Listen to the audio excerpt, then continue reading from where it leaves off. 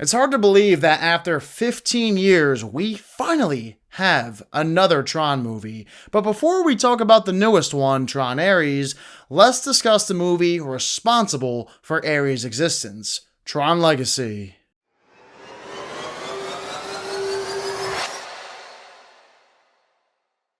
When I first watched Tron Legacy, I was a freshman in college. We had to watch it for some media class that focused on parallels between media and real life. I guess in the case of Tron Legacy, it talks a lot about the advancement of technology and AI, which nowadays is more relevant than ever before. So, did I like Tron Legacy the first time I watched it about 9 years ago? Yes, I had a great time watching this movie and questioned its bad reviews. To this day, I never understood why critics didn't like Tron Legacy when it released in 2010.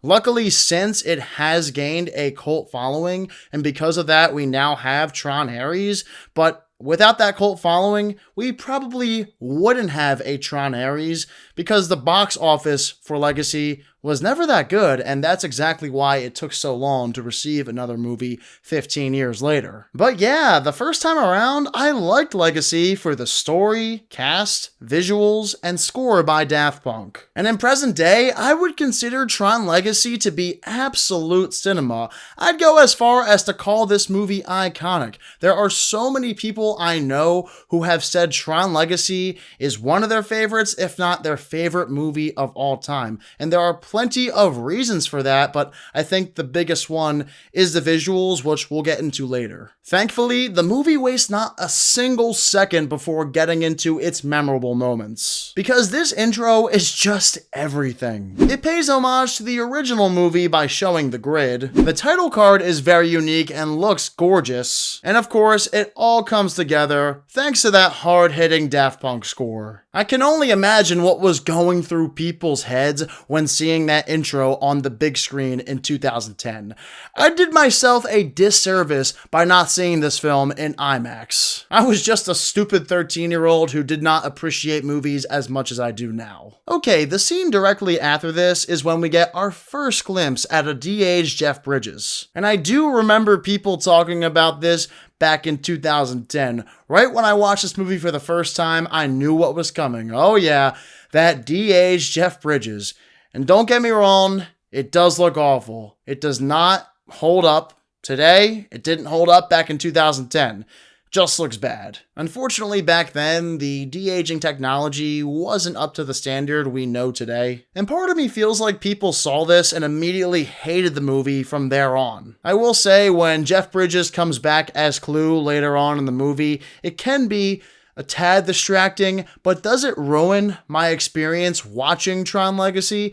Not in the slightest bit. Someone I do really like in Tron Legacy is Garrett Hedlund, because he just has that perfect look and charisma of the cool, rebellious son needed for this role. It has been sad for Garrett Hedlund's career, not that he hasn't done anything special after Tron Legacy. I mean, the guy has still played major characters in bigger movies, or at least movies that are on streaming, but the guy has not done anything nearly as big as the starring role in Tron Legacy, which I think the reason to blame for that is the mediocre reviews, and that absolutely sucks. This guy's career could have been bigger if not for those reviews. I think if you have better reviews in 2010, Hedlund might be one of the most sought-after actors in Hollywood today. It's also hilarious seeing Cillian Murphy in Tron Legacy. I forgot he was in this when I rewatched it the other day, and I wondered what he was doing in Legacy with such a small role. Lo and behold, Cillian Murphy apparently was supposed to be a major villain in this franchise if a sequel were to be made, but we know it took 15 years for Ares, so Cillian Murphy was long separated from this franchise after Legacy came out. Real quick, if you're new here, make sure to subscribe and turn on all notifications for upcoming videos.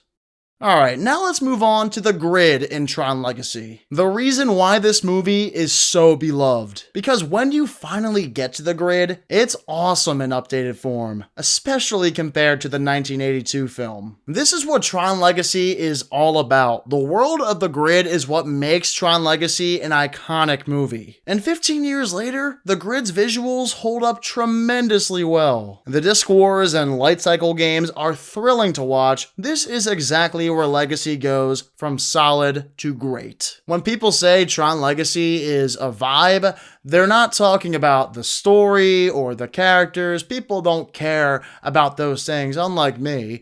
They're talking about the visuals and Daft Punk's score. Overall, Legacy is such a pretty movie to look at with groovy music. You know, I've always loved electronic scores in film, but Legacy most definitely has my favorite of them all. Okay, now I do have to return to talking about the character Clue, the de-aged Jeff Bridges character who comes back into the fold once we reach the grid. And I'll say it again, the de-aging does look bad. But honestly, the rest of the visuals are so good that they make up for it. I do truly hope one day Disney releases a remastered version of Tron Legacy where the character Clue looks identical to how Jeff Bridges looked in 1982. The best year to do that would have been this year, 2025, considering it's been 15 years since Tron Legacy's release, and now you have a new movie in Tron Ares. Disney, what the heck are we doing here? Anyway, when older Jeff Bridges finally comes into play, I love seeing this father-son duo between him and Garrett Hedlund. It would have been great if we could have seen these two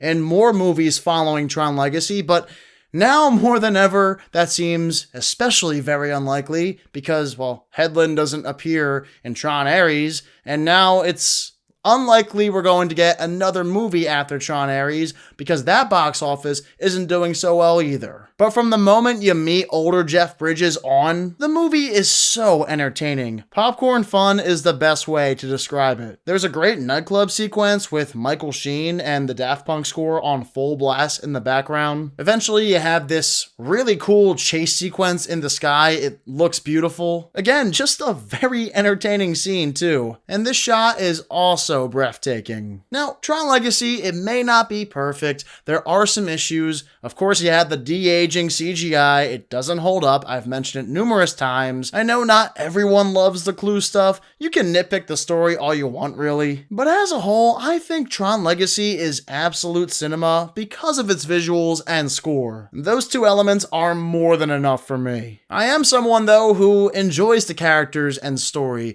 I'll never understand why people don't like them. Yeah, it's not the greatest story ever told, but it's still really entertaining. Alright, as for the new one, Tron Ares, I haven't seen the film yet as I just got back from a vacation. However, despite my love for Tron Legacy, my expectations are tempered. I've heard similar to Tron Legacy that the visuals and score are fantastic, but when it comes to mainly the story, there is a lot of room for improvement. I heard the same exact things, though, about Tron Legacy, and we all know how I feel about that film. So I am going into Ares with lower expectations, but I don't think it's going to be a movie that I dislike. That's all I'll say. So I'm curious to hear what you guys think about Tron Legacy. Is it iconic? Is it absolute cinema all throughout, or do you think it's just a fine or even bad movie? Let me know in the comments.